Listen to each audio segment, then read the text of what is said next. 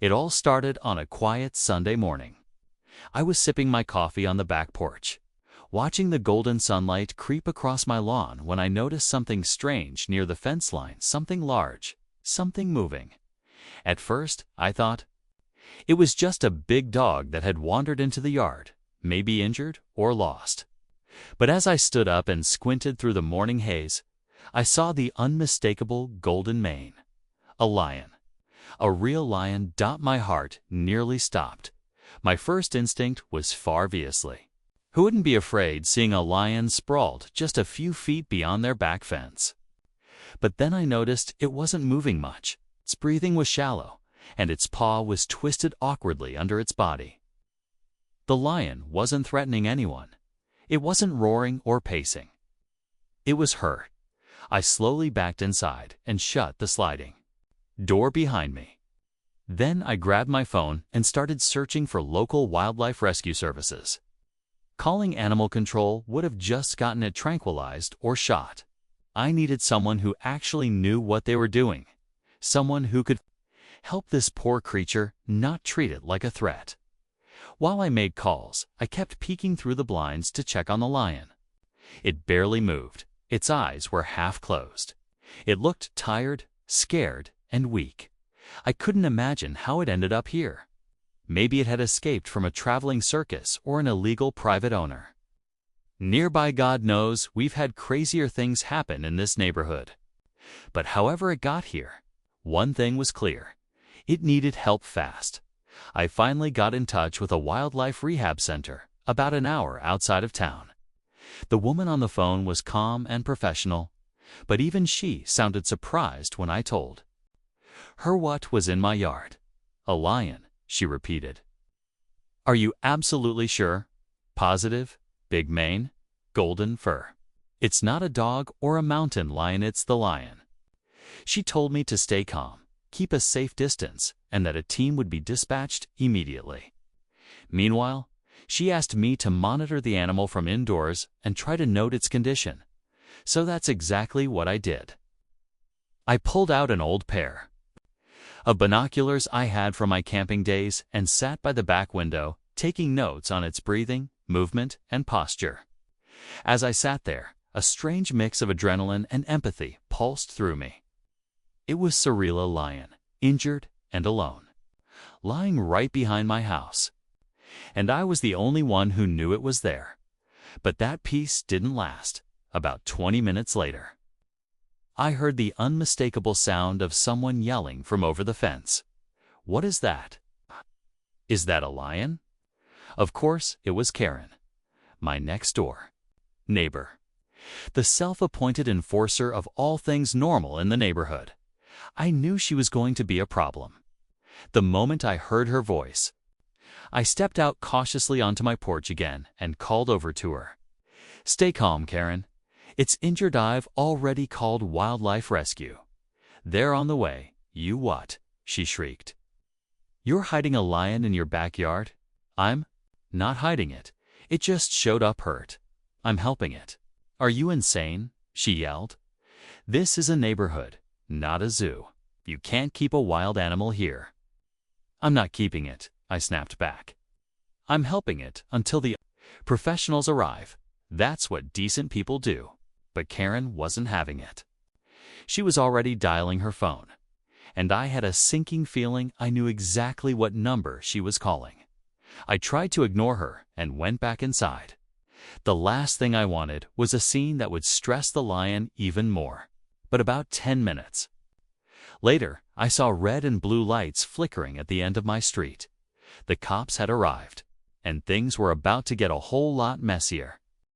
As the sirens blared down the street and the red and blue lights painted the neighborhood in flashing colors, I felt a knot forming in my stomach. I wasn't doing anything wrong. I wasn't harboring a wild animal. I was helping an injured one. But try explaining that to a pair of cops who've just been told there's a man with a lion in his backyard. I stepped outside as the police cruiser pulled up to the curb. Karen was already there, waving her arms like she was directing traffic at an emergency site. That's him, she shouted, pointing at me like I was a fugitive on the run. He has a lion in his yard. He's endangering the entire neighborhood.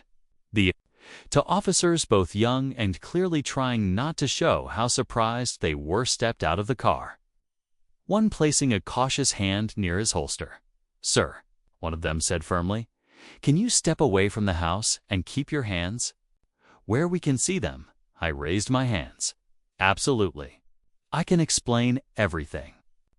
"Let's start with this alleged lion," the other said, glancing at Karen, who was still ranting about lawsuits and rabies. "Is there an animal in your backyard?" "Yes," I said calmly. "It's an injured lion. I found it this morning. Behind my fence.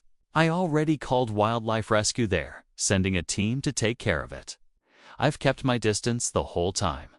The two officers exchanged a look. One of them walked cautiously to the side of the house and peered into the backyard through the wooden slats in the fence. "Holy," he muttered. "He's not kidding. That's a lion." Karen gasped like she'd just been proven right.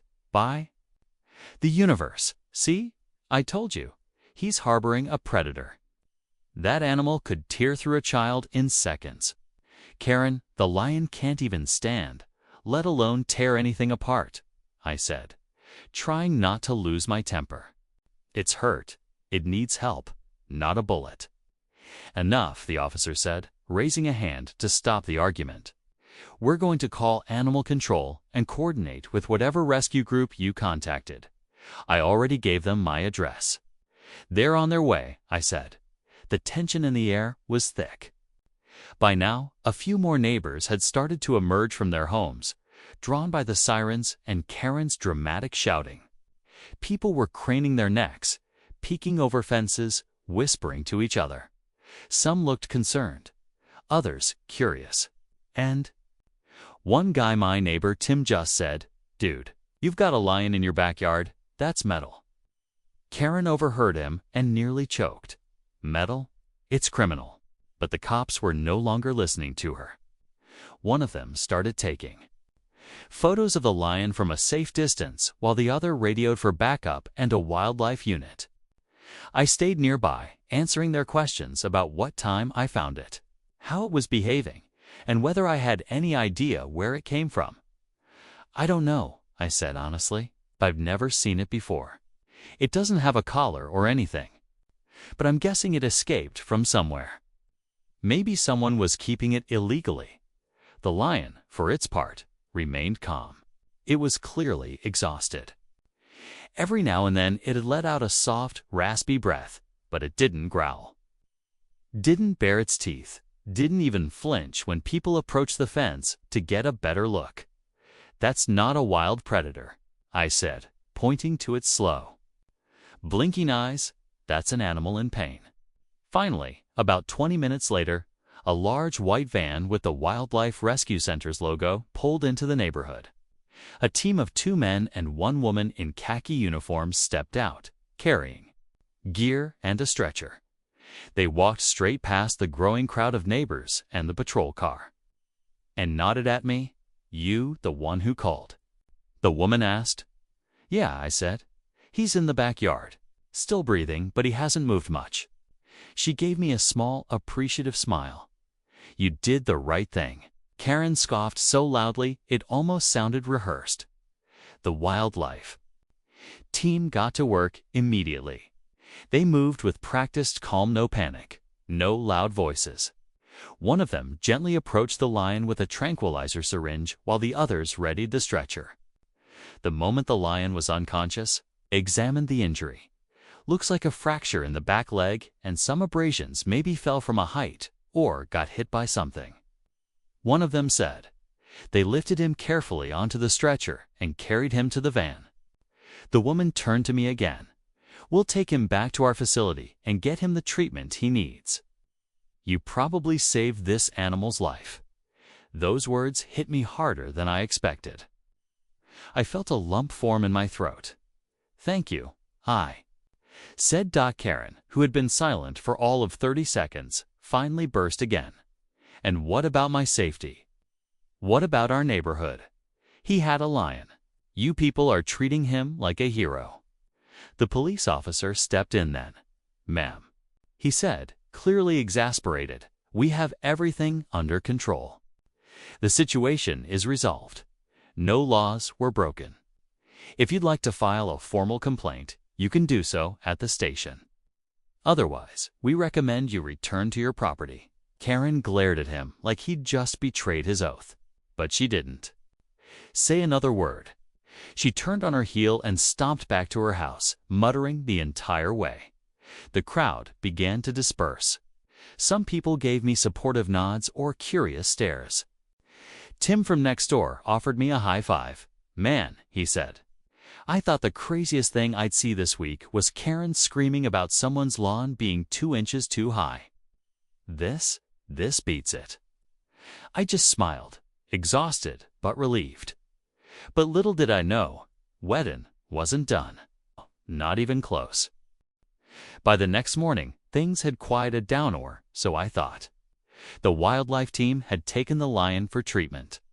The officers had left after filing their report, and most of the neighborhood had gone back to their usual routine. I even received a follow-up call from the wildlife center thanking me for my quick action. The lion, a young male estimated to be just under 3 years old, was recovering well. He had likely escaped from an unlicensed exotic pet owner in the area, though the authorities were still investigating. I felt good about what I'd done. I saved a life, acted responsibly, and stayed calm in a surreal situation. But Karen? Karen was not about to let it go. Around 10 a.m., I heard loud voices outside again. I opened the front door and saw Karen talking animatedly to another officer. This time a high-ranking one, judging by the uniform. She spotted me and pointed instantly. "That's him," she shouted. "He endangered this entire block. He kept a lion in a residential neighborhood, and he's not even facing charges. This is an absolute failure of public safety." The officer sighed and walked over to me. "Good morning, sir. I'm Lieutenant Harris. Mind if we have a quick word?" "Sure," I said, stepping out. "Let me guess she's filing a complaint." "Something like that," he said. "Ms. Hutchins here believes you should be cited for harboring a dangerous animal." "She believes that, huh?" I said, raising an eyebrow. "She's under the impression that any presence of a wild animal on residential property constitutes a violation of city code." "And is that true?" "No," he said simply. "You didn't bring the animal there. You didn't confine it, display it, or endanger anyone. You called the proper authorities and followed their instructions. That's exactly what you're supposed to do in a situation like this." Karen must have heard him because she stormed over before he could finish. "So that's it. He gets off scot-free. What if that lion had gone berserk and mauled someone?" "But it didn't, Lieutenant," Harris said, keeping his tone even. "And even if it had, he wouldn't be liable for that. Wild animals sometimes wander into residential areas. It's rare, sure, but it happens. And your neighbor handled it appropriately. But he didn't tell us," she argued. "He just kept it back there, like a secret." "Ma'am," he said, shifting his weight, "he didn't have to notify you personally." His priority was public safety and contacting professionals, not alerting the neighborhood to something that could have caused panic. Karen looked like she was about to explode. "So there's nothing you're going to do? No citation, no fine, no court date?" "No, ma'am," he said. "If anything, the city may issue him a commendation for assisting in the safe rescue of an injured wild animal." I bit my lip to keep from smirking, but it was almost impossible. Karen was speechless. For once, Lieutenant Harris turned back to me. "Thanks again for doing the right thing, sir. If you receive any harassment or unwanted attention over this, don't hesitate to let us know." I nodded, feeling like I'd just witnessed justice unfold in slow motion. Karen stormed off again, twice as furious and twice as humiliated. But her vendetta didn't end there. Later that week, I noticed a letter taped to my front door. It was from the HOA, of course. It always ends up at the HOA. The letter was an official notice that my backyard was now being monitored for non-conforming activity and that I had violated HOA decorum by hosting a dangerous animal on property grounds. I couldn't believe it. The lion wasn't even mine, and the HOA was acting like I was running a safari. I walked over to the HOA office just a couple streets away, confronted the board president, a stiff man named Walter, who always looked like he ironed his shirts, with a laser beam. "This is ridiculous," I said, holding up the notice. "You can't discipline me for something I didn't cause." "We received a formal complaint," Walter said without looking up from his desk. "Multiple homeowners expressed concern about the presence of wildlife on your property." "I didn't invite it," I snapped. It was hurt. "I helped it. The cops and wildlife rescue already cleared me." He adjusted his glasses and gave me a hollow smile. "We simply need to document the incident for liability purposes." I leaned in. "Is this really about liability? Are you just letting Karen run your board meetings now?" Walter flinched. Slightly, I hit a nerve. "Look," I said, softening my tone just enough.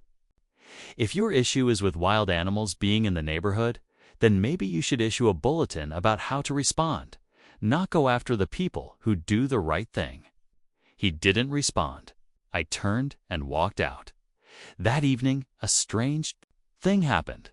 A few neighbors knocked on my door not to complain, but to thank me. They had seen the lion.